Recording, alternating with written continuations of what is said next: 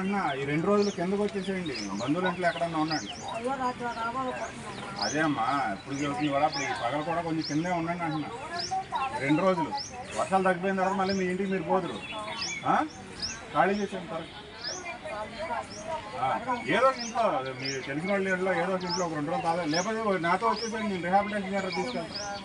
స్కూల్లో బెడ్లు పెట్టారు ఉంటే సరే, లేకపోతే ఇబ్బంది పడవద్దు. స్కూల్స్లో మీకోసమే రిహాబిలిటేషన్ సెంటర్ పెట్టారు.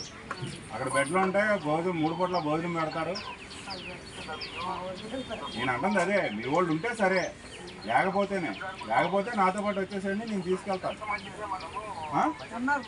ఉన్నప్పుడు మరి ఖాళీ చేసి వచ్చేయండి. వెళ్ళండి, బట్టలు మీ వస్తువులు ఏమంటే సర్దుకుని వచ్చేసేయండి.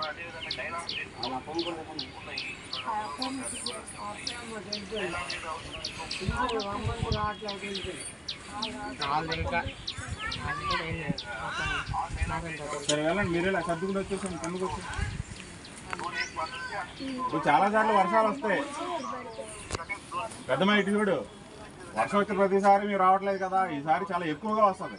అంత వర్షంలో ఏదో ఒక రాయి వస్తుంది పైనుంచి కిందకి. మీకు అనుభవం ఉంది కదా.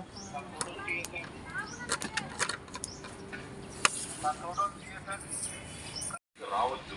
విద్యుత్ పరికరాలను ప్లగౌట్ చేయండి. కిటికీల దగ్గర నిలబడవద్దు. చెట్ల కింద, విద్యుత్ పోల్లు దగ్గర, నీటితో నిండిన రోడ్లలో నిలబడకండి. వాహనాలను నీటి ప్రవాహం ఉన్న రోడ్లలో నడపవద్దు.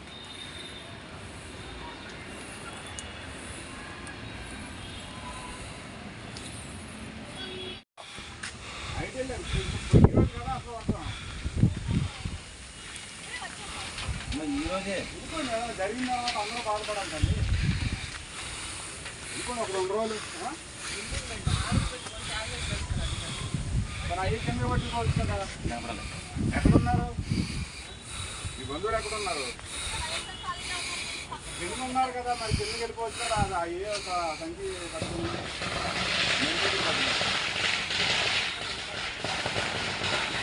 అంటే మీకోసం వస్తాక అర్థం చేసుకోవాలి. సీరియస్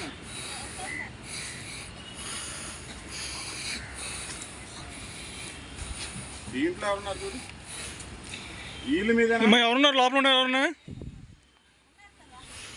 బయటేనమ్మా.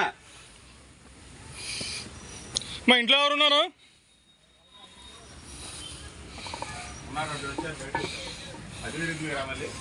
ఇది వేరు సార్. అది వేరా, 2 వేరా ఒకటేనా? మీరు కిందకి వెళ్ళరా? వెళ్ళిపోవాలి. ఇమీడియట్ ఖాళీ చూస్తే 2 రోజులు ఆగండి. 3వ రోజు మళ్ళీ ఎల్లుండి వచ్చేది. రేపు సర్దుకోండి, అంతా సర్దుకోండమ్మా.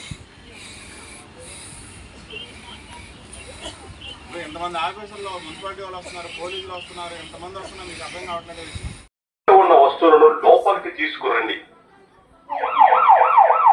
తుఫానుకు ముందు వాతావరణ శాఖ మరియు ప్రభుత్వ అధికారిక సమాచారం మాత్రమే నమ్మండి.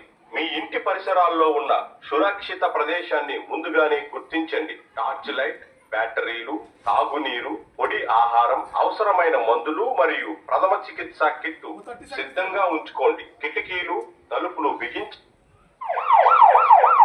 తుఫాను సమయంలో ఇంటిలోనే ఉండండి, బయటకు రావద్దు. ఉన్న వస్తువులను లోపలికి తీసుకురండి.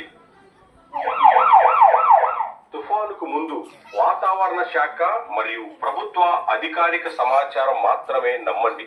మీ ఇంటి పరిసరాల్లో ఉన్న సురక్షిత ప్రదేశాన్ని ముందుగానే గుర్తించండి. టార్చ్ లైట్, బ్యాటరీలు, తాగునీరు, పొడి ఆహారం, అవసరమైన మందులు మరియు ప్రథమ చికిత్సా కిట్టు సిద్ధంగా ఉంచుకోండి. కిటికీలు, తలుపులు బిగించి తుఫాను సమయంలో ఇంటిలోనే ఉండండి, బయటకు రావద్దు.